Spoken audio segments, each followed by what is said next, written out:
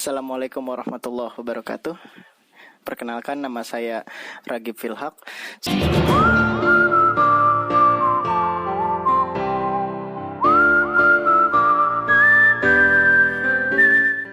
Saya merupakan editor dari Kopjon Family yang sampai sekarang. Oke, saya stop dulu di sini karena di sini monoton sekali warnanya, maka saya akan sedikit kasih temperatur. Oke, saya sedikit kasih exposure. Oke, biar lebih kelihatan sinematik, coba saya kasih crop atas bawah. Nggak usah deh ya. Oke, lanjut. Sekarang belum upload ke channelnya lagi karena kena copyright strike.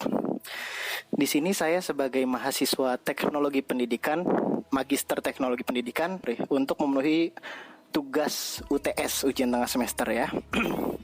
Di sini saya akan membahas seluk-beluk secara mendalam apa sih tentang teori belajar behaviorism. Di sini telah menemani saya kameramennya. Saya Taufik. Oke, Taufik Safalas ya, atau Taufik siapa nih? Taufik Aziz. Oke, Taufik Aziz. Oke, karena di sini tidak ada pemateri, jadi bisa langsung tanya jawab aja. Oke. Gimana sih Mas asal muasal teori behavior ini ada? Oke, teori behavior ini ada awalnya karena seorang ilmuwan asal Rusia yang bernama Iwan Pavlov. Dia ini meneliti kepada seekor anjing.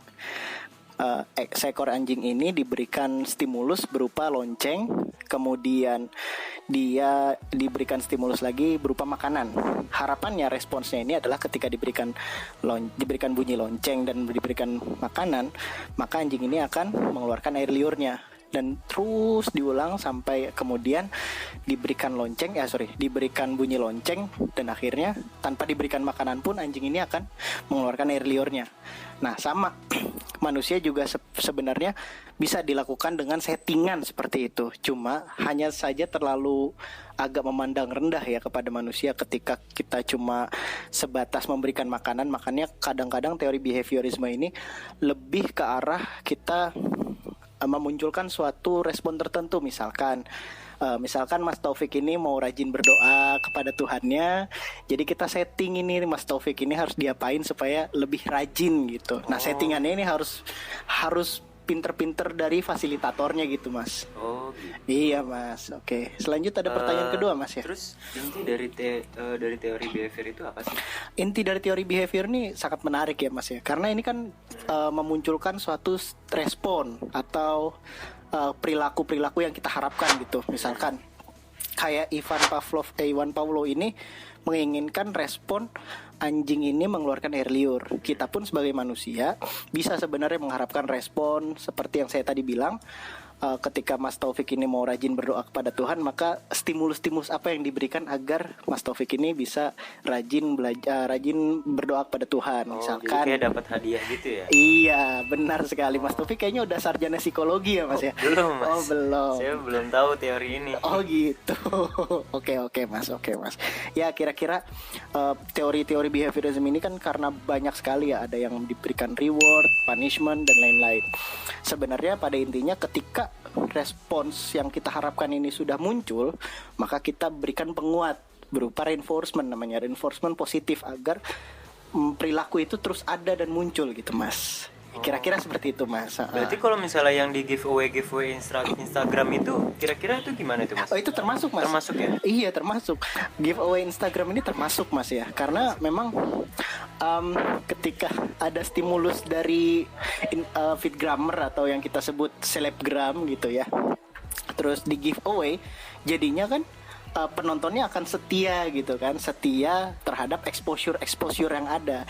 Ketika ada exposure, maka disitulah ada pundi-pundi keuangan, Mas. Kira-kira seperti itu. Iya. Terus bisa gak diaplikasikan di kehidupan sehari-hari kita gitu? Bisa, cuma tidak mencakup semuanya, hanya ke beberapa perilaku aja sih. Maksudnya gini, ketika memang kita ingin memunculkan perilaku aja, contoh di training karyawan tuh bisa, karena kan karyawan ini kan ada yang motivasinya tinggi, ada yang rendah, kadang kan fluktuatif gitu ya motivasi di karyawan ya. Nah, menurut saya sih ketika kita mengadakan training itu yang tepat, salah satunya yang tepat adalah dengan teori behavior ini.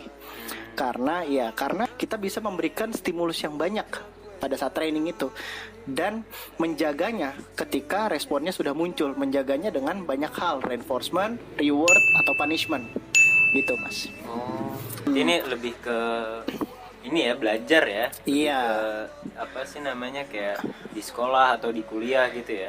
Dan juga training di karyawan bisa. Ya, dikarenakan waktu yang cukup lama pada saat pengambilan video, maka saya putuskan untuk nge-cut bagian paling panjang dari video ini. Oke, langsung saya lompat ke kesimpulan. Selamat menyaksikan. Jadi kesimpulannya sih sebenarnya teori behavior ini tuh apa sih secara apa ya, secara umumnya aja, karena saya kan termasuk masyarakat awam ya tentang gitu. teori behavior ini. Jadi Sejak kapan Mas ya mahasiswa psikologi jadi masyarakat awam gitu Mas? Saya soalnya baru semester 2 Mas, jadi gitu. nggak begitu paham. Kan mungkin belum diajarin kali ya. Oh gitu, karena masih psikologi umum kali ya belajarnya. Oke. Iya, psikologi umum. Oke, nggak apa-apa Mas.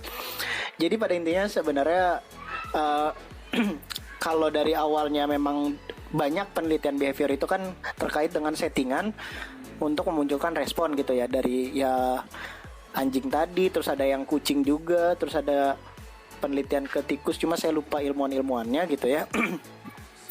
Maka memang teori ini adalah pada intinya memunculkan respon yang kita harapkan. Intinya itu sebenarnya. Dan bagaimana cara memunculkan respon yang kita harapkan adalah dengan cara memberikan stimulus yang dapat memunculkan respon-respon tersebut. Gitu sih Mas pada intinya. Oh gitu ya. Iya. Ya mungkin saya nanti coba buat ke cewek saya deh, mana tahu nyantol gitu kan. Oke, sip Mas. Mungkin segitu aja sih Mas yang saya mau tanyain. Oke, terima kasih ya Mas ya, Mas Taufik sudah menemani saya. Iya, makasih juga Mas sudah jawab pertanyaan saya. Oke, sama-sama. Udah dengerin curhatan saya dikit. Siap Mas, gak apa-apa saya mah. Oke. Selamat siang Mas. Oke, selamat siang. Oke, sekian dari saya, Ragi Filhaq, mahasiswa Magister Teknologi Pendidikan. Pamit undur diri. Wassalamualaikum warahmatullahi wabarakatuh.